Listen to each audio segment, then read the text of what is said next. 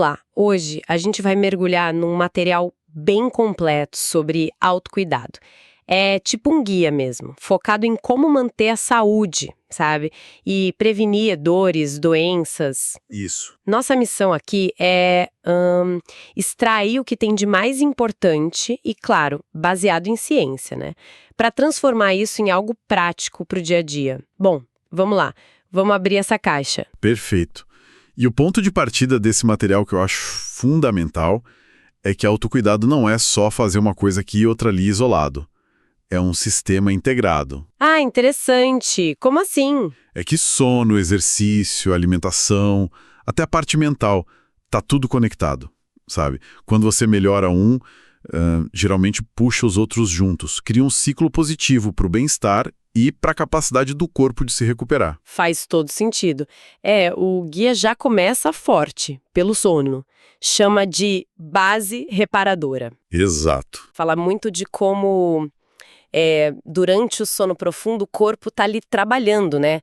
Reparando músculo, tendão, ligamento, fazendo uma faxina mesmo, tirando resíduos, melhorando a nutrição dos tecidos. Uma verdadeira manutenção. E o alerta é sério, falta de sono crônica não é brincadeira. Eles citam um estudo britânico grande, Noga e colaboradores, recente até 2024, quase 250 mil pessoas. Nossa! E mostrou uma coisa bem impactante. Dormir menos de 6 horas por noite aumenta o risco de diabetes tipo 2. E o detalhe, mesmo se a pessoa come super saudável. Pesado, né? Pesadíssimo, extremamente sério. E o que rola no cérebro enquanto a gente dorme é, assim, igualmente crucial. As fontes que a gente viu detalham alguns pontos bem legais. Conta aí. Primeiro, o reparo do DNA dos neurônios. O próprio funcionamento normal do cérebro durante o dia causa uns danos, sabe? O sono é a hora de consertar. Ah, tipo a oficina do cérebro. Os danos vão acumulando, e isso pode, no longo prazo, levar à morte de células e aumentar o risco de doenças neurodegenerativas.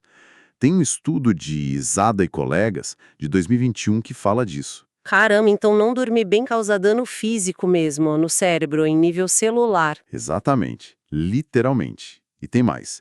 O cérebro também modula como a gente percebe a dor, né?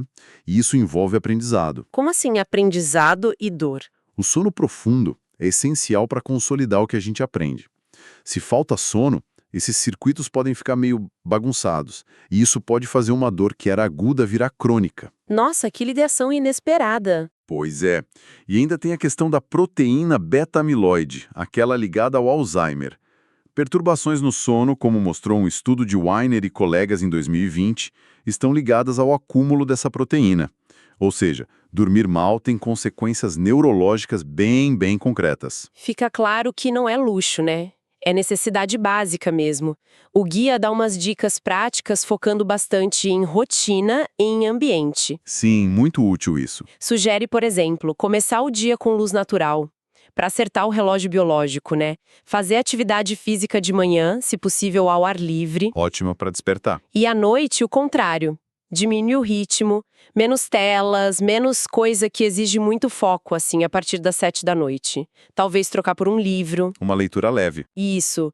Luzes mais fracas no ambiente, mais amareladas. Criar uns rituais, sabe? Um chá quentinho, um cheirinho bom, música calma e até a temperatura do quarto. Eles falam que por volta de 22 graus Celsius parece ser o ideal. O corpo gosta de um friozinho para dormir melhor. E dentro dessa rotina toda, um ponto que o material bate bastante na tecla é a cafeína. Ah, cafeína. Vilã ou mocinha? Depende da hora. A meia-vida dela é de umas 6 horas. Isso significa que 6 horas depois de tomar um café, metade da cafeína ainda está lá, circulando, agindo no seu corpo. 6 horas é bastante tempo. É muito. E, baseado nisso, um estudo de Gardner e colegas de 2023 fez umas recomendações bem diretas. Para alguém que vai dormir, digamos, às 10 da noite, Ok. um pré-treino, que costuma ter mais cafeína, tipo uns 217 miligramas, deveria ser tomado no máximo às 9 da manhã. 9 da manhã. E um café normal, com 100 miligramas no máximo até 1 da tarde. 1 da tarde. Isso é muito mais cedo do que a maioria das pessoas pensa, eu acho. E o mais doido, segundo o guia, é que mesmo quem fala, mas eu tomo café à noite e durmo que nem pedra. Sim, sempre tem essa pessoa, né? Pois é, mas o estudo mostra que mesmo nessas pessoas, o sono piora. Elas perdem no mínimo uns 45 minutos de sono total, demoram mais para pegar no sono, uns 9 minutos a mais. Quase 10 minutos rolando na cama. Exato, o tempo que realmente passam dormindo na cama cai uns 7% e acordam mais vezes à noite, somando uns 12 minutos a mais de interrupção. E o detalhe mais crítico que essas fontes apontam e que muita gente ignora é a qualidade do sono. Mesmo dormindo, o tempo em sono leve, que é menos restaurador, aumenta. E o sono profundo, Aquele super importante que a gente falou. esse mesmo, ele diminui significativamente. Justamente a fase-chave para todos aqueles concertos no cérebro e no corpo. Então, assim, a lição é clara. Cafeína, mesmo muitas horas antes de dormir, pode sim roubar minutos preciosos do nosso sono mais vital. Impressionante. Faz a gente repensar aquele cafezinho do fim da tarde, né? Bom, seguindo adiante, o próximo pilar. Atividade física. O guia coloca ela como reguladora e protetora. Fundamental também. Além de ajudar a regular o ciclo de sono e vigília, né? O guia reforça as recomendações da OMS. 150 a 300 minutos por semana de atividade aeróbica, de moderada a vigorosa. E isso vale para todo mundo, viu? Até para quem já tem alguma doença crônica. Isso é importante, não é só para quem está saudável. É. Eles veem isso como uma espécie de poupança de capacidade física para o futuro. Uma reserva de força, de resistência. E essa poupança não é só para os músculos, é para o cérebro também. Uma revisão bem completa de Tari e colaboradores 2025, que o material cita, detalham os benefícios neuroprotetores, assim, fascinantes. Tipo o quê? Dá para agrupar em algumas áreas. Primeiro, a faxina cerebral. Ajuda a eliminar aqueles resíduos tóxicos ligados ao Alzheimer e diminui a inflamação no cérebro. Limpeza de novo. Exato. Segundo, nutrição e estímulo. Melhora o fluxo de sangue para o cérebro, leva mais oxigênio, aumenta a produção de neurotrofinas, que são tipo uns adubos para os neurônios, sabe? E estimula a saúde e a regeneração das células. Uau! Terceiro, comunicação e aprendizado. Melhora a conexão entre as áreas do cérebro. Isso impacta positivamente cognição, memória, aprendizado, a tal da neuroplasticidade. E ainda melhora a microbiota intestinal e oral, que a gente sabe hoje que também conversa com o cérebro. É um pacotão de benefícios neurológicos. Realmente, é um argumento muito forte para se mexer. O guia até cita um estudo com idosos que tinham insônia, acho que Balaroyotin e colegas, 2025, que descobriu uma coisa curiosa, Qual? que todo tipo de exercício ajudou no sono deles, mas o treino de força foi o mais eficaz. Por que será, hein? O que a força tem de especial para a insônia? Olha, o material não entra no detalhe do mecanismo exato, nesse estudo específico. Mas a gente pode inferir, baseado em outras partes do guia, que talvez o estímulo muscular mais intenso da força gere sinais bioquímicos mais potentes para regular o sono.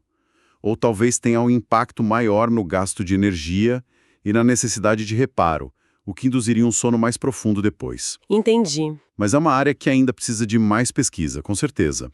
O importante é a mensagem. Todo movimento ajuda. E a variedade parece ser chave, né? O guia menciona um modelo legal chamado My Physical Activity Plate, de Feigenbaum e colegas, 2025. A ideia é bem simples. Como funciona? Começar devagar, claro, achar atividades que deem prazer, para não abandonar, talvez procurar um grupo para ter apoio, né? Criar uma rotina e o ponto crucial: variar os estímulos. Não ficar só no aeróbico.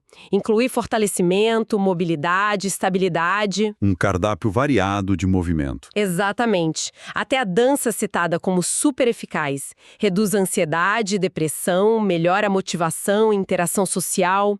E práticas como Qigong também são mencionadas. O lema parece ser: se mexa e, se possível, de formas diferentes. E essa ideia de variedade, de consistência, nos leva direto para o próximo pilar, Que é? Alimentação e hidratação, sim.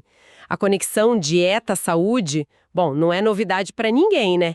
Mas o guia reforça como é urgente rever certos hábitos. Com certeza. Aponta que problemas super comuns hoje, como diabetes tipo 2, doenças do coração, obesidade, estão muito ligados ao consumo exagerado de ultraprocessados, açúcar, carboidrato refinado e, claro, junto com o sedentarismo. E se a gente conecta isso com o quadro geral que as fontes apresentam, nossos hábitos alimentares são muito influenciados por como nosso cérebro reage à comida. Tem um estudo de Feliciantoni e colegas, 2018, que mostrou algo interessante. O quê? Que a combinação de açúcar e gordura, típica dos ultraprocessados, ativa o sistema de recompensa do cérebro de um jeito muito mais potente que comida de verdade, sabe? Libera bem mais dopamina. E isso cria um ciclo vicioso, difícil de quebrar. É quase como se esses alimentos sequestrassem nosso sistema de prazer. Nossa, faz sentido, é por isso que é tão difícil resistir a certas coisas. E sobre a inflamação, que se fala tanto hoje? Como a dieta entra aí? Entra direto. Dietas consideradas pró-inflamatórias podem aumentar a chance de ter dor em até 40%. Isso segundo um estudo de Casley e colegas 2023. 40%? É muita coisa. Muita coisa. E a recomendação do guia é clara: reduzir os alimentos que promovem inflamação. Basicamente, carboidrato refinado, açúcar adicionado, ultraprocessado, excesso de carne vermelha, defumados.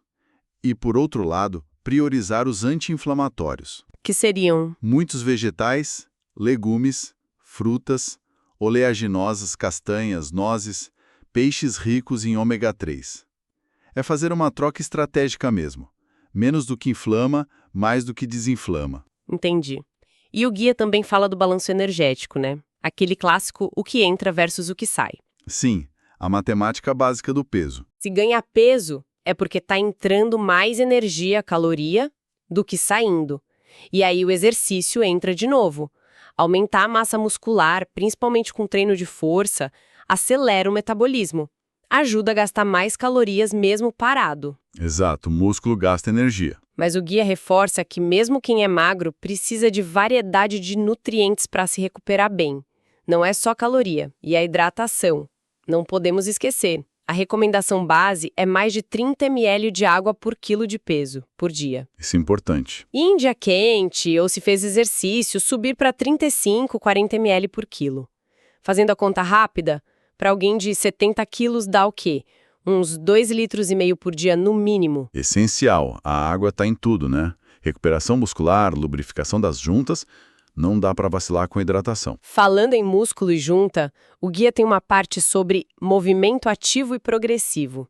A ideia principal ali é que não adianta só se mover, tem que progredir. Desafiar o corpo, né? Isso. Desafiar o corpo aos poucos, em flexibilidade, força, resistência, na parte cardio, porque se o corpo não é desafiado, ele meio que se acomoda, sabe? E aí sofre mais quando aparece uma demanda maior, tipo uma caminhada mais longa, carregar umas compras, até ficar muito tempo sentado pode ser ruim. E aqui o material quebra um mito bem comum. O medo do desgaste, de gastar a articulação. Ah, sim. Muita gente tem esse medo. Pois é, mas o guia ressalta a capacidade incrível do nosso corpo de se adaptar ao impacto, a torcer, a dobrar. A orientação é bem clara. Se expõe a desafios de movimento todo dia. Mas, claro, sempre respeitando a tolerância atual, ou seja, sem sentir dor durante o esforço. E o ponto-chave é Que, mesmo que um exame mostre lá algum grau de degeneração na articulação, isso não significa que a pessoa não possa ou não deva fazer movimentos amplos, ou até ter impacto, desde que a progressão seja gradual, bem pensada, bem gerenciada. Isso é baseado em estudos que eles citam. Isso é muito libertador. Tira aquele peso de achar que qualquer movimento vai piorar as coisas por causa de um laudo de exame. É sobre respeitar o corpo, mas não super proteger a ponto de ele ficar fraco. Exatamente. Respeito e desafio progressivo. Agora, mudando um pouco o foco, vamos para a mente. Redução de estresse e ansiedade. O guia reconhece que só exercício e sono podem não dar conta de tudo, né? Infelizmente, às vezes não. E aí apresenta o Mindfulness, a atenção plena. Sim, uma ferramenta poderosa. A ideia é treinar a mente para ficar consciente do agora, do presente. Observar os pensamentos, as sensações, as emoções, mas sem ficar julgando, sabe? Sem se prender a eles. E como começa? Geralmente ancorando a atenção em algo concreto. Na respiração, por exemplo. Ou nas sensações do corpo. Os benefícios que o guia cita são muitos. Reduzir estresse, ansiedade, melhorar foco, autocontrole, memória. A sugestão é começar com pouco tempo, sessões curtinhas e ir aumentando. A consistência, fazer todo dia um pouquinho, é mais importante que a duração no começo. Legal! E além do mindfulness, o guia traz uma coisa bem prática: gestão do tempo. Uma dica simples para organizar as tarefas. Ah, essa é ótima. Qual é? Listar tudo que tem para fazer e priorizar usando 3 critérios. Primeiro, qual tem o prazo mais curto? Segundo, qual vai dar mais problema se não for feita? E terceiro, qual é a mais difícil ou chata? E aí? A ideia é fazer as mais difíceis quando se tem mais energia, geralmente no começo do dia. E um detalhe bacana: o ato de riscar a tarefa da lista dá uma sensação boa, de progresso, que alivia a mente. Pequenas vitórias, né? São estratégias que ajudam a diminuir aquela sensação de "tô sobrecarregada", que é uma fonte enorme de estresse hoje em dia. Pequenas ações com impacto grande. E falando em ações simples com grande impacto, entram os exercícios respiratórios. O guia fala que respirar de forma ampla, usando o diafragma com regularidade, melhora a qualidade de vida, ajuda a reduzir dor e acelera a recuperação. Mas como algo tão automático quanto respirar pode ser tão poderoso assim? É porque, apesar de ser automático, a gente tem controle consciente sobre a respiração. E ela é uma porta de entrada para o nosso sistema nervoso autônomo. Explica melhor. Quando a gente diminui a frequência da respiração e aumenta a profundidade, a gente modula o nervo vago. Esse nervo ajuda a regular o ritmo do coração e promove um estado de calma, de relaxamento. É o que McGrath e Sayas descreveram lá em 2014. Interessante. O guia sugere começar com 5 minutinhos, umas 3 vezes por dia. Inclusive, uma vez antes de dormir ajuda bastante. E um padrão que parece funcionar bem é fazer uns 6 ciclos de respiração por minuto. Tipo 5 segundos inspirando, 5 segundos expirando. Essa respiração lenta e profunda manda um sinal de segurança para o cérebro. Tá tudo bem, pode relaxar. Fascinante. Usar a respiração como um controle remoto para o nosso estado interno. O guia também entra num assunto delicado: tabagismo e dor. Sim, um ponto importante. Menciona o vício óbvio da nicotina, claro, mas também aquela ideia errada que algumas pessoas têm de que fumar alivia a dor ou o desconforto. E a ciência mostra justamente o contrário. O material cita vários estudos ligando o fumo a mais dor nos músculos e ossos, piora da artrite reumatoide, mais dor nos joelhos e um risco maior da dor lombar virar crônica. Nossa, só piora então. Exato. E tem um ciclo bem perverso aí. Parar de fumar pode, no comecinho, até aumentar um pouco a dor por causa da abstinência. Isso foi mostrado por Robinson e colegas em 2022. Ah, então a pessoa pensa, tá vendo? Fumar me ajudava. Exatamente. E aí volta a fumar para aliviar um desconforto que, na verdade, o próprio cigarro ajudou a criar ou a piorar lá atrás. É fundamental procurar ajuda profissional para quebrar esse ciclo. E o guia lembra bem, existem programas gratuitos para parar de fumar, como os do SUS aqui no Brasil. Um ciclo difícil de quebrar sem ajuda mesmo. Para fechar, o guia aborda as estratégias de automanejo. Tenta explicar por que pessoas com a mesmíssima condição física às vezes têm níveis de dor e de incapacidade totalmente diferentes. É uma pergunta-chave, né? E a resposta parece estar em como cada pessoa lida com a situação, nas crenças, nas estratégias mentais que ela usa. Exatamente. O guia define alguns conceitos que são muito importantes aqui. Eles podem ser barreiras ou podem ser facilitadores da recuperação. O primeiro é a catastrofização. Nome feio. O que é? É ver a dor ou a incapacidade como uma catástrofe, o fim do mundo, uma tragédia sem solução. Essa visão negativa comprovadamente piora a experiência da dor. Manter uma perspectiva mais positiva ajuda. Entendi. E depois? Cinesiofobia. É o medo de se mover. Medo de que o movimento vá machucar ou piorar a situação. Tirando alguns casos agudos bem específicos, tipo logo depois de uma cirurgia ou uma fratura, evitar movimento geralmente atrapalha a recuperação. Pode até cronificar o problema. É como ter uma porta meio emperrada e nunca mais tentar abrir até ela enferrulhar de vez. Faz sentido. Medo que paralisa. E o tal do efeito nocebo? É o contrário do placebo. É exatamente isso. É quando uma informação negativa ou uma expectativa ruim pioram os sintomas ou a recuperação. Pode vir de notícia falsa, de crença popular, não pode agachar se não estraga o joelho, do medo geral ou, infelizmente, até de um profissional de saúde desatualizado. Tipo aquele papo de text-neck. Perfeito exemplo. Aquela ideia de que olhar para o celular causa desgaste no pescoço já foi refutada, mas o medo ficou para muita gente. Essas ideias geram medo e levam a pessoa a evitar movimentos naturais. E, por último, a hipervigilância. O que seria isso? É ficar excessivamente focado em proteger uma parte do corpo, adotar posturas super rígidas, evitar movimentos normais por medo, nunca dobre a coluna para pegar algo do chão. Isso pode, ironicamente, aumentar a percepção de dor naquela área, mesmo que não tenha nenhum dano novo acontecendo ali. Caranga, então as nossas crenças e os nossos medos podem literalmente moldar a nossa experiência física. Assustador e poderoso ao mesmo tempo. Como se proteger disso tudo, então? O que o guia sugere? A principal ferramenta é o pensamento crítico. Filtrar as informações sobre saúde, sabe? Especialmente as que vêm de fontes duvidosas ou que apelam demais para o medo. Popularidade na internet não quer dizer qualidade ou verdade. É preciso confiar mais na capacidade que o nosso corpo tem de se adaptar e se recuperar. Buscar fontes confiáveis. Isso, buscar profissionais atualizados. Manter a calma e a clareza ajuda muito a escolher as melhores estratégias para si. Ser um consumidor mais crítico de informação de saúde, né? Não só um receptor passivo. Ótimo ponto. Ufa, percorremos bastante coisa. Bastante. O que fica muito claro, a partir desse material todo, é que o autocuidado de verdade, o bom manejo da dor, não vem de uma pílula mágica, né? Vem da sintonia fina de várias coisas. É uma orquestra. Lidar com estresse, ansiedade e uma mentalidade que confia no corpo e não cai no ciclo do medo.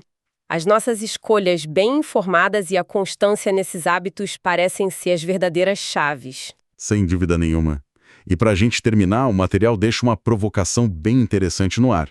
Ele lembra que saúde não é só biologia. Como assim? Fatores psicológicos, saúde mental, ter um propósito, fatores sociais, nossos relacionamentos, a comunidade, o trabalho e até espirituais para quem valoriza isso, são partes cruciais do bem-estar geral. Verdade. E isso levanta uma questão importante, que vai um pouco além do foco físico do guia. Até que ponto alguém pode seguir todas as recomendações físicas direitinho? Dormir bem, comer certo, se exercitar, mas ainda assim sentir que falta alguma coisa para se sentir realmente bem ou para se recuperar totalmente de uma dor. Talvez por negligenciar esses outros aspectos, né? Será que um fator não físico, mental, social, espiritual, poderia ser aquela peça que falta no quebra-cabeça da saúde ou do manejo da dor para algumas pessoas? Fica aí a reflexão.